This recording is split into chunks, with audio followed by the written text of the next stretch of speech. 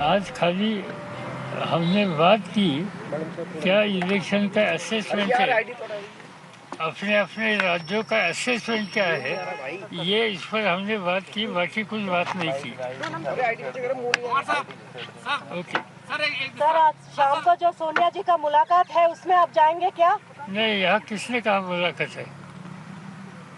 हमें तो मालूम नहीं, ऐसी कोई मीटिंग है ऐसे हमें मालूम नहीं। Sir, can you describe your meeting with Andhra Pradesh CM? Nothing, we met and we just assess. We just assess the election results. बाकी कुछ नहीं. Let us wait now. Only we are waiting for counting.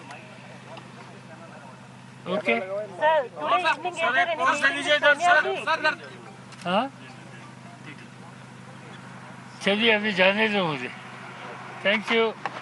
Thank you, sir. Okay, that was a comment there from Mr. Sharad Pawar, NCP chief. Obviously, like we've been bringing to you updates about all the pre-result activity that will then continue post the results come out, perhaps on May 23rd. So Chandrababu Naidu has actually met Sharad Pawar yesterday. He also met Akhilesh and Mayawati.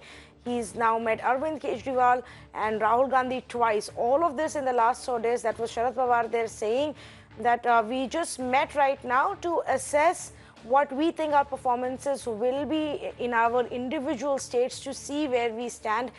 So obviously there is, I mean, they're all preparing to see who stands where and who's how interested in coming together if need be post May 23rd, Vinay. Yes, and Mr. Chandrababu Naidu has been on an overdrive. I mean, he's crisscrossed more states than perhaps ever before. And I think he's just fancying himself as one of those glues that will put everyone together. I think a lot will change once the numbers come out, because ultimately coalition politics is all about numbers, because that gives you the quantum of leverage that you enjoy. If you don't have the numbers, you have no leverage. It's as simple as that. So all the fun of leverage starts when the results or the trends start coming out. I think there's an attempt to preempt it, no, in the sense that in plan A, plan B, plan C, before the numbers. No, I mean, my sense, my way of looking at this has been purely this, that what both Mr. Chandrababu Naidu are doing and what KCR is doing, yes, this is identifying the players for the auction pool. Yes. Because on 23rd, second half is when the auction will start, right? So they have to identify which players will make it to the marquee list, which one will be the A graders, which one will be the base level pricing. But this is identifying. And their personal rivalry. First, they will have to assess their own pricing. And their own pricing. It's a lot like the IPL auction. Which is probably what it will, it may just hinge on that at the end of the day, of which way so these it's a sussing out operation. It's sussing each other out, right? You see, there are all the numerous possibilities, the largest single party, the largest single group. What is a group? Is it a group before the elections? All that sort of thing is going on. But for all the conversations that we've had when Andhra Pradesh went to election about Chandrababu and the rise of Jagan Reddy and you know the anti-incumbency that Chandrababu Naidu has been facing, he seems very confident that he can be one of the front runners for whatever front it is if it needs to be formed. Yes, I mean, look, some of the polls before the elections, I mean, we don't know what's happened in the exit polls, but before that, they have suggested that Mr. Naidu is not in a good shape currently. Yeah. But look, in politics, sometimes, while the leverage of various parties to become part of coalition is linked to arithmetic.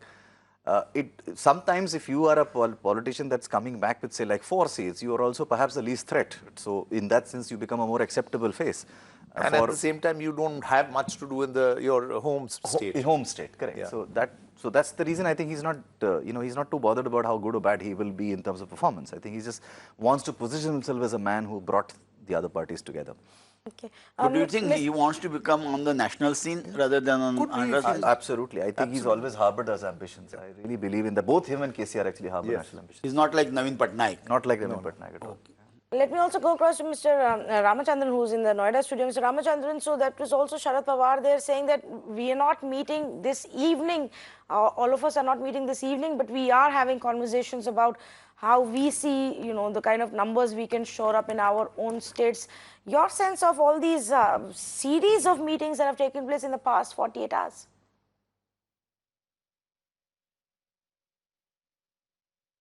Chandrababu Naidu has played this role in the past as well. And it's not surprising at all that he has taken the lead this time, because there was nobody else forthcoming at this juncture. Most of them were busy with elections in their own states to the Lok Sabha. I think his endeavor, I don't think he's on a strong wicket in Andhra Pradesh at all. So though he himself says that, 200% he will win, that is another issue altogether, because he does have competition in Andhra Pradesh. And YSR son is Jagan Reddy is also in his own way, having done a Padyatra all over the state, seems to be doing pretty well for himself. But I think one thing which comes out starkly with Mr. Naidu going up and down to New Delhi and then to Lucknow and elsewhere for discussions with all the non-BJP leaders is quite significant. That it is a signal too that the non-BJP parties may not be able to rummage a majority on their own. So they need to really get in all the smaller groups along with the Congress party to see where they stand. And that is what Sharad Pawar is saying. Sharad Pawar, without alluding to the arithmetic being critical, has said that the entire effort is to feel everyone's mind and bring them together so that they can ratchet up an arithmetic which will be, which can stand and hold its own in a given situation. I think it's too early to say anything, and I have my own doubts whether the BJP will cross 300 on its own. 2014, Modi was at the height of a popularity wave, and at that time he got 272 seats. And now, first time they got a majority on their own since the party was formed in 1980. And now nobody is talking about a wave for Modi. People are saying there is an underlying current. Now, what is the underlying current that everybody is talking about? So I think we'll have to really wait for 23rd to see if there is an underlying current, and if there is one, what is it like? How much can it push up the BJP? Listen, I think this is now purely a game of arithmetic, and as of now, it just looks to be touch and go.